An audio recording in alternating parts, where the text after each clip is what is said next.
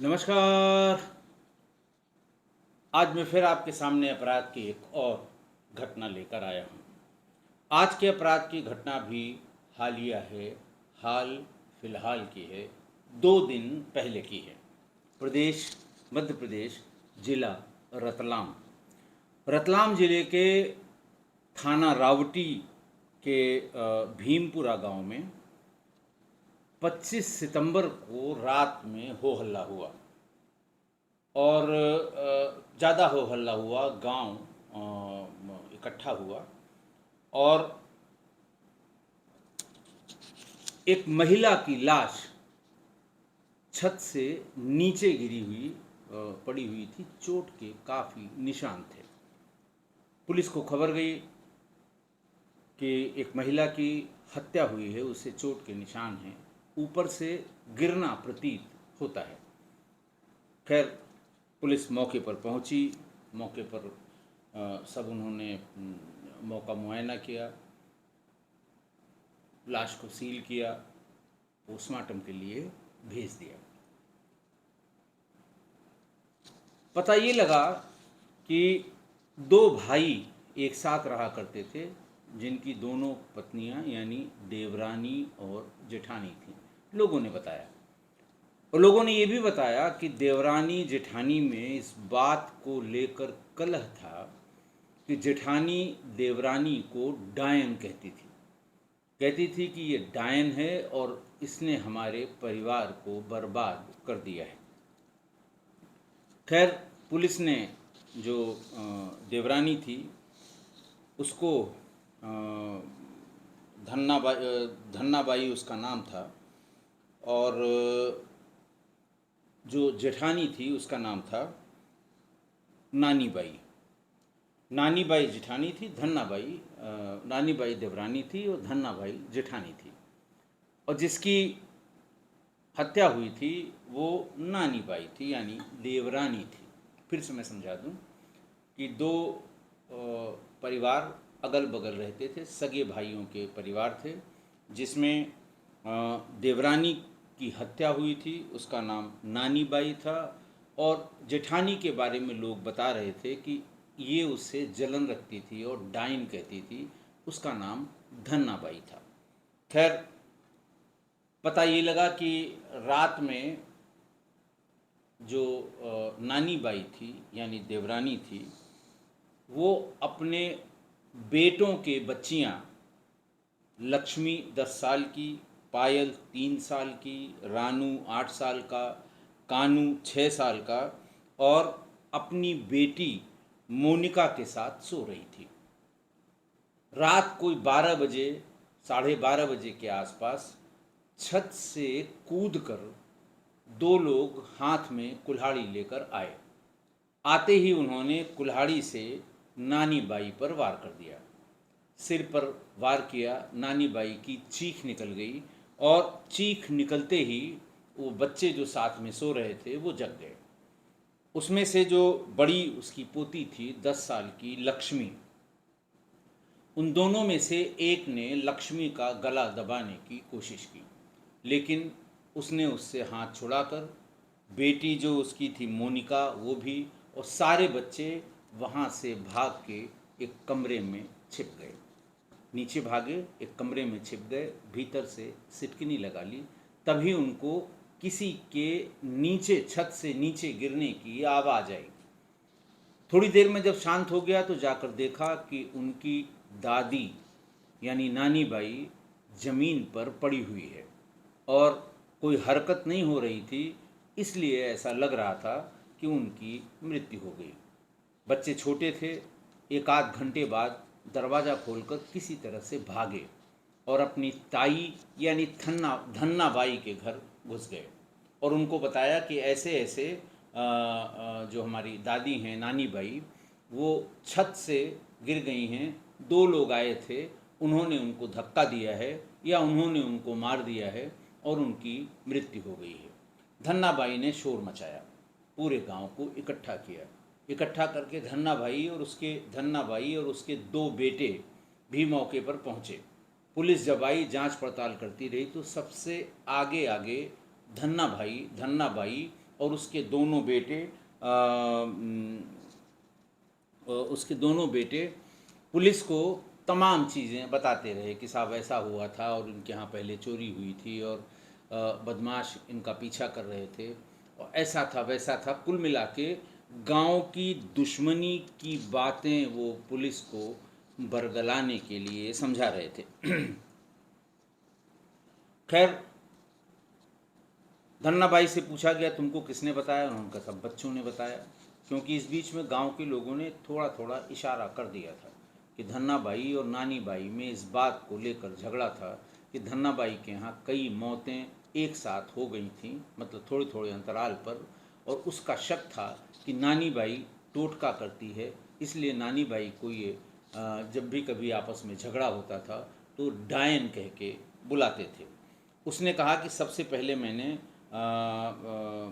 हरी राम को ये जानकारी दी कि शायद नानीबाई घर की छत से गिर गई हैं, और हरी राम ने गांव के सरपंच लाल सिंह भूरिया को ये सूचना दी। उन्होंने गांव इकट्ठा किया और लाल सिंह भूरिया ने ही पुलिस को इत्तला की कि इस तरह से ये सब उसकी वो छत से गिर गई है और उसकी मृत्यु हो गई है।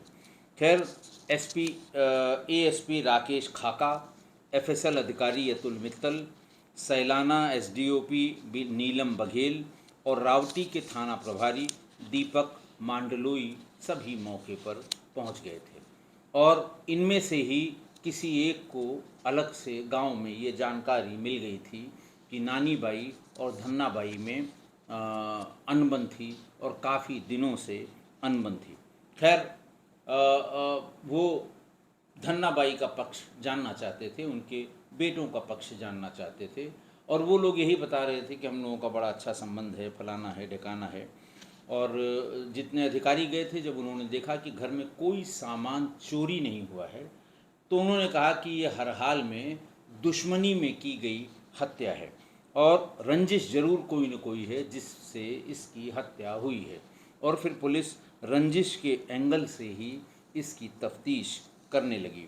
जांच में यही आया कि जेठानी धन्नाबाई ने शंकर और बापू, उसके दो बच्चे थे, दो बेटे थे, शंकर और बापू के साथ मिलकर संभवतः ये हत्या की गई है। खैर, उसके दोनों पुलिस धन्नाबाई को और उसके दोनों बेटों को थाने पर उठा लाई। जब सब चीज़ें कड़ी से कड़ी मिलनी शुरू हुई तो जो शुरुआती दौर में इन धन्नाबाई और उनके बेटों ने पुलिस को बरगलाया था, वो बात झूठी निकली, और फिर जो गांव वालों ने बताया था उसके प्रमाण धीरे धीरे मिलने लगे। खैर, तीनों को बुलाया गया और तीनों अलग अलग तरह तरह की कहानियां बताने लगे, पुरानी रंजिश की बात करने लगे, दूसरे गांव में कहाँ झगड़ा हुआ था ये मध्यस्थता करने गए थे उसकी बात करने लगे, तमाम तरह की इधर उधर की बातें करने लगे। लेकिन वही जब पुलिस अपने पर आ गई तो बेटा जो उसका बापू भूरिया था वो टूट गया। उसने पुलिस को बताया कि नानी बाई का पति मजदूरी करने सूरत चला गया था, पैसों की कुछ तंगी थी, वो सूरत चला गया था, और उसके दो बेटे और एक बेटी हैं, तीनों शादीशुदा हैं। बड़ा बेटा गुड्डू 10 दिन पहले ही मंदसौर की पिपलिया मंडी में इसका कारोबार करने गया था, सोयाबीन का, और दूसरा बेटा अनिल भी राजस्थान के कोटा चला गया था, वहाँ वो अपने छोटे मोटे कारोबार के सिलसिले में गया था। बहरहाल घर में नानी बाई, उसकी एक बेटी जो आई थी मोनिका, और 3 बच्चे उसके साथ सो रहे थे या उस अकेले थे। इसी का फ़ायदा उठाकर पहले से ही दोनों भाइयों ने, शंकर और बापू ने, ये सोच लिया कि हमें आज ही के दिन इसे मार देना है, घर में कोई मेल मेंबर नहीं है इसलिए उसको मार देना है। ये पहले से इन लोगों ने तय कर रखा था कि हमें हर हाल में नानी बाई की हत्या करनी है। पुलिस ने जानना चाहा कि आखिरकार ऐसी कौन सी बात थी कि तुम्हारे पूरे परिवार ने ये तय कर लिया था कि हम नानी बाई को मारेंगे, यानी उसकी हत्या करेंगे। इस पर फिर उन लोगों ने ये बताया कि हुआ कुछ यूँ कि 12 साल पहले धन्नाबाई के बड़े बेटे शंकर की पहली पत्नी गंगाबाई की मौत हो गई, बीमारी से मृत्यु हुई।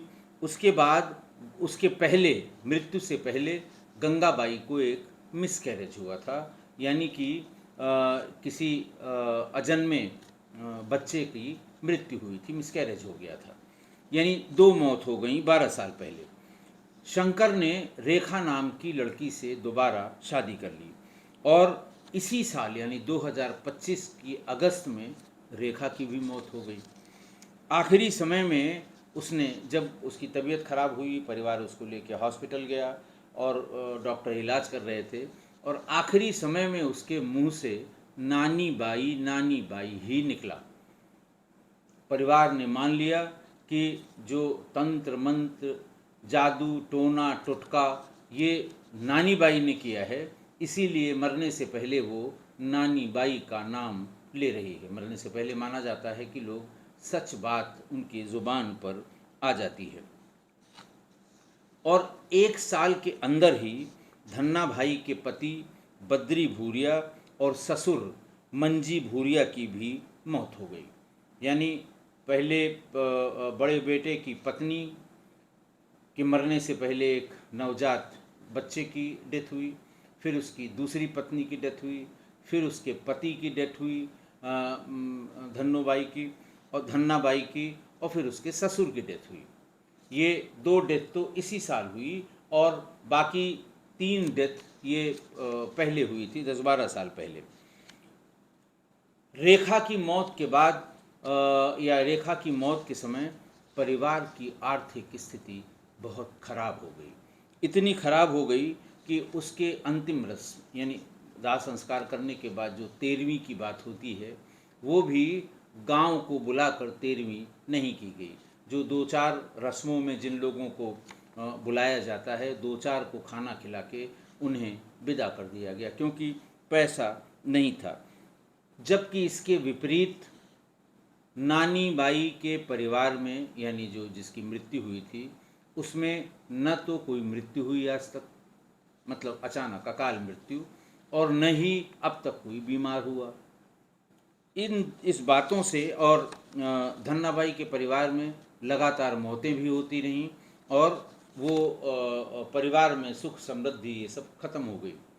तो धन्नाबाई और उसके परिवार को ये लगने लगा कि ज़रूर यही कुछ करती है कि इसके यहाँ कुछ नहीं हो रहा है, अगल बगल घर है, एक ही तरह का खाना खाते हैं, एक ही तरह की सामाजिक और आर्थिक स्थिति है, इसके यहाँ कुछ नहीं हो रहा है, जो कुछ हो रहा है वो हमारे यहाँ हो रहा है। इसका मतलब है कि ये टोना टोटका करती है और ये डायन है। ये जब लोगों ने मान लिया तो नानी बाई को परिवार वाले हुसैन टेकरी भी ले गए। ये हुसैन टेकरी एक जगह है जहाँ पर टोना टोटका इन सब का इलाज किया जाता है और ये पता लगाया जाता है कि अमुक व्यक्ति जो हुसैन टेकरी आया है, वो अगर उसके ऊपर कुछ शक्तियाँ हैं तो वो ख़त्म हो जाए। तो धन्नाबाई ने ही ये कहा कि नानी बाई को परिवार वाले हुसैन टेकरी ले जाएं, ये वहाँ पर इसका इलाज होगा, वहाँ पर ये जो इसके अंदर आत्मा घुस गई है या भूत प्रेत जो चढ़े हुए हैं वो सब उतर जाएंगे, तभी हमारे परिवार का भला हो जाएगा। वहाँ पर वो कुछ दिन रही, लेकिन जैसे ही वहाँ से आई वैसे ही धन्नाबाई की बहू रेखा की मौत हो गई और रेखा की मौत के बाद धन्नाबाई के पूरे परिवार ने ये मन बना लिया था कि ये ऐसे नहीं मानेगी, इसकी हत्या करेंगे। क्योंकि हम लोगों ने अपनी तरफ से सब कर लिया, देवस्थान भेज दिया जहाँ टोना टोटका भूत प्रेत उतारे जाते हैं, हुसैन टेकरी वहाँ भी देख लिया, लेकिन उसके बाद भी घर में एक महिला की मृत्यु हो गई। तो ज़रूर ये इसी का सब किया कराया हुआ है। और उस समय जब उन लोगों ने सारी बात बता दी कि साहब ऐसे ऐसे हम लोगों ने मारा, हम 2 भाई ऊपर छत पे चढ़े थे, कुल्हाड़ी से उसको मार दिया, बच्चे को भी मारने की कोशिश की क्योंकि उसने देख लिया था, हमें डर था कि ये हमें पहचान लेगी, पुलिस को बता देगी। हमने गला दबाने की कोशिश की लेकिन वो संख्या में 3-4 थे, उसकी बुआ भी थी साथ में, लिहाजा वो उसको छुड़ा के ले गए और भीतर बंद कर दिया। गुस्से में हम लोगों ने मारने के बाद भी लाश को छत से नीचे फेंक दिया।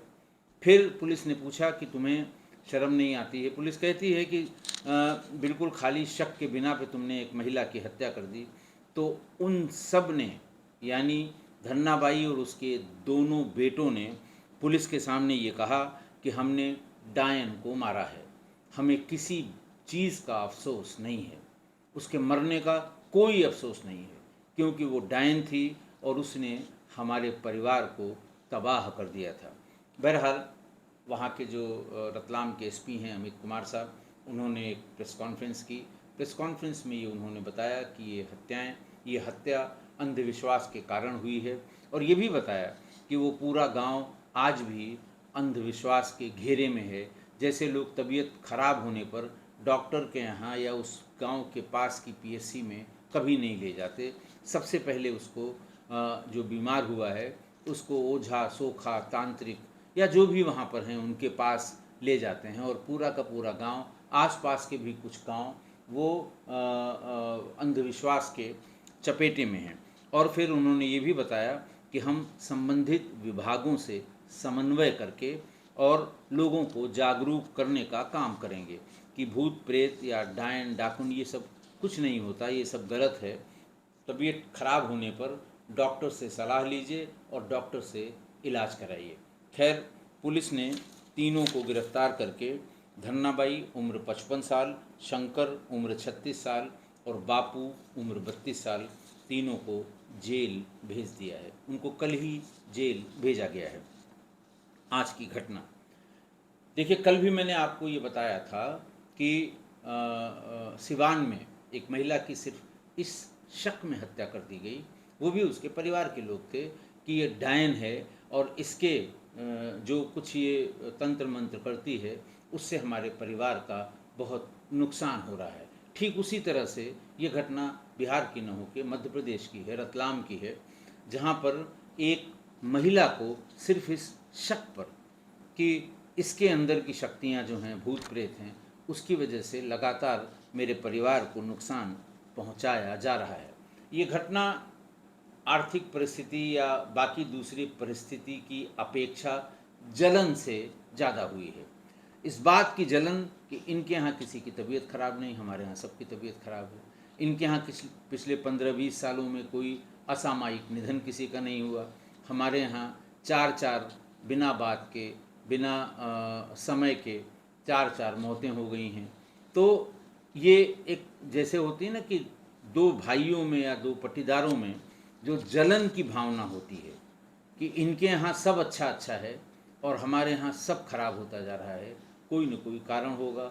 अंधविश्वास में विश्वास करने वाले लोग थे, उन्हें लगा कि सब इसी की वजह से हो रहा है, ये डायन है और यही सब करा रही है। अब ये समझ में नहीं आ रहा है कि हम कितना आगे निकल आए हैं। हम बताते हैं कि हम विश्व की तीसरी अर्थव्यवस्था भी हो गए हैं, हम विश्व गुरु भी हो जाएंगे। हमने इलेक्ट्रॉनिक्स में बड़ी तरक्की की है, इसमें कोई दो राय नहीं। घर घर में मोबाइल है। अगर हर परिवार, उस गांव में भी परिवार के सभी सदस्यों में न सही लेकिन परिवार के एक आदमी के पास मोबाइल है, इस मोबाइल के सहारे असीमित ज्ञान प्राप्त हो रहा है। अपने अपने समझ से अपने अपनी ज़रूरत का ज्ञान सब प्राप्त कर रहे हैं, लेकिन फिर भी अंधविश्वास को पूरी जगह मिली हुई है और अंधविश्वास आज भी इन गांवों में जिंदा है और इस तरह के काम हो रहे हैं। और इतनी सब शिक्षा के बारे में अगर आप कहें कि कोई गांव ऐसा नहीं है जिससे थोड़ी दूरी पर कोई प्राथमिक सरकारी विद्यालय न हो। वैसे भी शिक्षा के क्षेत्र में बहुत तरक्की की है हमारे देश ने, लेकिन कुछ एरियाज़, कुछ इलाके उससे लगता है अछूते रह गए हैं। तभी लोगों का आज भी तंत्र मंत्र, जादू टोने पर विश्वास बना हुआ है। प्रेस कॉन्फ्रेंस में एसपी अमित कुमार साहब ने यही बताया कि लोगों का अभी भी विश्वास है, लोग तंत्र मंत्र पे, लोग अस्पताल में दिखाने के लिए कम जाते हैं, ओझा सोखा तांत्रिक की सेवाएं ज़्यादा लेते हैं। और उन्होंने ये भी कहा कि जो संबंधित विभाग हैं उनसे समन्वय करके इस गांव और आसपास के गांवों को जागरूक करने का हम प्रयास करेंगे। बहुत अच्छी सोच है कप्तान साहब की। पुलिसिंग के अलावा भी जो सामाजिक चेतना की बात पुलिस अधिकारी करता है तो बड़ा वो इफ़ेक्टिव भी होता है, और ये जाहिर करता है कि वो घटना की जड़ में जाकर घटना के कारण को समझकर उसके निवारण का प्रयास कर रहे हैं वो। और क्या ये तंत्र मंत्र वाले करते क्या हैं? मैंने बहुत पहले तंत्र मंत्र की कुछ घटनाओं में बताया था कि दो बड़े कॉमन टोटके हैं इन तांत्रिकों के पास, जो गरीब लोगों को बेवकूफ़ बनाते हैं। एक तो वो थाली में पानी रख देंगे, पानी और बहुत थोड़ा पानी, मतलब करीब इतना पानी हो कि जो लोटा उस पर रखा जाए उसके मार्जिन्स थोड़ा थोड़ा सा डूबे हों, बस 2-3 सूत उसमें डूबे हों। अच्छा, पहले लोटे को सीधा करेंगे, सीधा करने के बाद हल्का लोटा, बहुत भारी वाला लोटा नहीं, हल्का लोटा सीधा करेंगे, फिर उसमें कुछ अग्नि जलाएंगे, चाहे वो कंडे की शक्ल में हो, चाहे पेपर की शक्ल में हो, और फिर उसमें कुछ अपना वो सिंदूर और फलाना और ढिकाना ये सब फेंकेंगे। मंत्र कौन सा पढ़ते हैं वो सुनने वाला जान ही नहीं सकता कि ये कौन सा मंत्र है। मंत्र भी पढ़ रहे हैं कि बेवकूफ़ बना रहे हैं। जब वो लोटा गर्म हो जाएगा तो उसको औंधे मुंह, थाली जिसमें पानी भरा हुआ नहीं है थोड़ा, ताकि उसके लोटे के मार्जिन्स उसमें डूब जाएं, उसको वो उसमें औंधा करके पलट देंगे। तो उसके भीतर जो आग होगी वो पानी में बुझ जाएगी। गर्म लोटा है जो, वो धीरे धीरे ठंडा होगा, तो बाहर से पानी को, जो वैक्यूम उसमें क्रिएट होगा, वो बाहर से पानी को भीतर खींचेगा। और जब थोड़ा कम हो जाएगा थाली में पानी, तो पानी के साथ साथ हवा भी भीतर जाएगी, और जब हवा जाएगी तो आवाज़ भी करेगी, और लोटा वो डगमगाएगा भी अपने आप अपने घर में ये कर लें, आपको पता लग जाएगा कि क्या कैसे बेवकूफ़ बनाते हैं। जब वो लोटा डगमगाने लगेगा तब वो 2-4 लोगों का नाम लेंगे, या उनको पता है कि अभी मैंने उसको उल्टा रखा है, अब इसकी आग बुझेगी, अब 3-4 मिनट में लोटा ठंडा होगा, फिर ये पानी भीतर खींचना, क्योंकि हवा जो चीज़ जलाई गई है उसकी वजह से एक्सपेंड कर गई है, और जब वो उल्टा उन्होंने कर दिया, भीतर की आग बुझ गई, तो वो कॉन्ट्रैक्ट करेगी, वो संकुचित होगी, और फिर जो खाली जगह बचेगी उसको भरने के लिए अगल बगल से वो पानी भीतर आएगा, और जब पानी थोड़ा ज़्यादा भीतर आ जाएगा तो हवा साथ साथ आएगी, बहुत तेज़ आवाज़ होती है इसमें, और फिर एक तरफ से हवा जाएगी, मान लिया पूरा हो गया, तो दूसरी तरफ उठ जाएगा, उधर से हवा जाएगी, इस तरह से वो लोटा ऐसे ऐसे करके हिलने लगता है, और उसी समय वो किसी किसी की का नाम लेंगे। पब्लिक ये समझेगी कि बस बस इन्हीं का नाम लेते ही लोटे में आवाज़ होने लगी, हो न हो इनका ही किया हुआ सब है। एक तो ये बहुत सामान्य, जबकि इसका 100 क्या 101% वैज्ञानिक एक्सप्लेनेशन है कि लोटे के भीतर आग डाल देंगे, हवा फैल जाएगी, और जब उसको ठंडा कर देंगे हवा संकुचित होगी, उस संकुचित हवा या कम हवा के क्षेत्र में बाहर से कोई चीज़ भीतर आएगी, तभी उसके हवा का लेवल बराबर होगा। दूसरा क्या बेवकूफ़ बनाते हैं, एक कागज़ ले लेंगे, उसमें 9 खाने बना देंगे पेन से, और उसमें जो समस्या है उसका नाम लिख देंगे। जैसे किसी की तबीयत खराब हुई है तो ये तांत्रिक कहेगा कि अच्छा अच्छा अच्छा मैं समझ गया कि ये किसने किया होगा, और उसमें जिससे उनका मतैक्य नहीं होगा, जिससे उनका मतभेद होगा, जिससे उनकी दुश्मनी होगी, या पीड़ित परिवार की जिससे दुश्मनी होगी, उनका सबका नाम अलग अलग खानों में लिख देंगे, और फिर एक मोमबत्ती जलाएंगे। मोमबत्ती पहले वो जो सामने एक देवी देवता टाइप कुछ रखे रहेंगे, पहले उसकी आरती करेंगे, इसी बीच में नज़र छिपा के वो मोमबत्ती का मोम किसी एक खाने में गिरा देंगे। गिरता ही रहता है, टेढ़ा करके आप मोमबत्ती जलाएंगे तो वो टप टप करके मोम उसका गिरेगा। तो वो पर्पजली, वो इंटेंशनली एक खाने के ऊपर ऐसे करेंगे कि उसी खाने के ऊपर मोम गिर जाए, फिर उसको मोड़ेंगे, और वो 9 खाने जो थे उसके 9 अलग अलग पर्चियाँ बना देंगे। बनाने के बाद वो एक बाल्टी में उन सभी पर्चियों को डाल देंगे, डालने के बाद ऊपर उसको ढक देंगे, और ये कहेंगे कि जो लोग सही हैं उनकी पर्चियां डूब जाएंगी और जिन्होंने तुम्हारे ऊपर कुछ किया है उसकी पर्ची ऊपर रह जाएगी। बड़ा नेचुरल है। जिस कागज़ के भाग पर मोम पड़ा होगा वही ऊपर रहेगा, जिस पे मोम नहीं पड़ा होगा वो गल के नीचे चला जाएगा। तो करीब आधे घंटे बाद वो जब तश्तरी उठाई जाएगी तो एक ही पर्ची ऊपर तैरती हुई मिलेगी।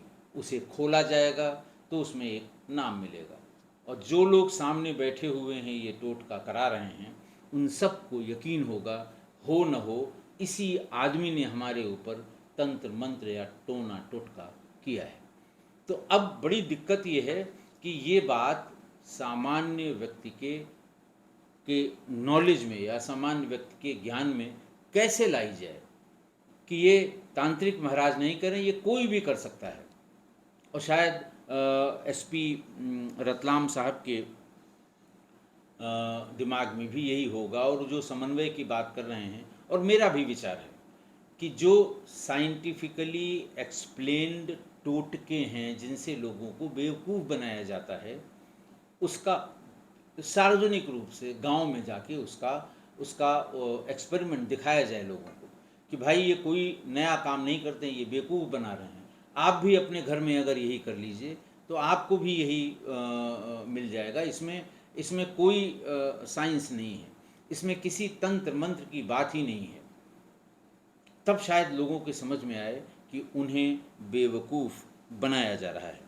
और खुद की बीमारी से लोग घर में मरे, लेकिन देवरानी पर शक किया कि हो न हो ये डायन है। हो सकता है इसी तरह का टिटिम्मा करके किसी ने उसका नाम भी बता दिया हो, नाम खोल दिया हो, लोटा फड़फड़ाया हो, उसमें हवा जाने की जो आवाज़ हुई हो, उसको तांत्रिक महोदय ने, ये जो ठग होते हैं, ये जो फर्जी बाबा होते हैं, उन्होंने कहा कि देखो ये आवाज़ में फलाने का नाम निकल रहा है, नानी बाई का नाम निकल रहा है। मैं नानी बाई के लिए पता नहीं ये किया गया कि नहीं, लेकिन मैं उदाहरण के तौर पे बता रहा हूँ कि ये जो आवाज़ है उसमें देखो ये बोल रहा है वो। तो बस सामने वाले बेचारे गरीब आदमी, कम अकल, कम पढ़े लिखे, उनके दिमाग में घुस जाती है कि ये देवता ने लोटा में आवाज़ निकाली, देवता ने लोटा को हिलाया, बस करो यही होगा, या वो मोम वाली पर्ची निकाली गई हो। तो बहरहाल उसको डायन बना दिया गया और फिर उसकी बाद में जान ले ली गई। अब कब जागरूक होगा ये समाज और कब डायन कह के औरतों को बेइज्जत किया जाएगा, औरतों को मारा जाएगा, औरतों की हत्या की जाएगी। बहुत ढेर सारी, आप नेट पे चले जाइए, गांव में एक महिला को डायन और चुड़ैल कह के पूरा नग्न करके और गांव में घुमाए जाने की पचासों कम से कम उत्तर भारत में, दक्षिण भारत में भी पचासों ऐसी घटनाएं हैं कि बस इसी की वजह से फलाने की मृत्यु हुई है। पूरा कपड़ा उसे उतार के, सोचिए एक महिला, हम कहते हैं अच्छी महिला हो, बुरी, कुछ भी हो, लेकिन आप उसको अगर निर्वस्त्र कर देंगे तो वो वैसे ही मर जाएगी, उसे मारने की ज़रूरत नहीं, कैसी भी महिला। और उसे निर्वस्त्र करके, मुंह काला करके पूरे गांव में घुमाना, इससे बड़ा कोई अपराध हो नहीं सकता। इसलिए जागरूकता की ज़रूरत है। जागरूक होइए और अपनी बीमारी या परेशानी के लिए अस्पताल और डॉक्टर का सहारा लीजिए। इन चक्करों में कभी मत पड़िए, ये बेवकूफ़ बनाते हैं, ये ढोंगी हैं, ये आपकी मानसिक स्थिति का फ़ायदा उठाते हैं। इसलिए आप अपने मर्ज़ का इलाज कराइए, डॉक्टर के पास जाइए, अस्पताल में जाइए, इनके चक्कर में कभी मत पड़िए। आशा है आप मेरी इस बात से सहमत होंगे। आज के लिए इतना ही। बहुत बहुत धन्यवाद।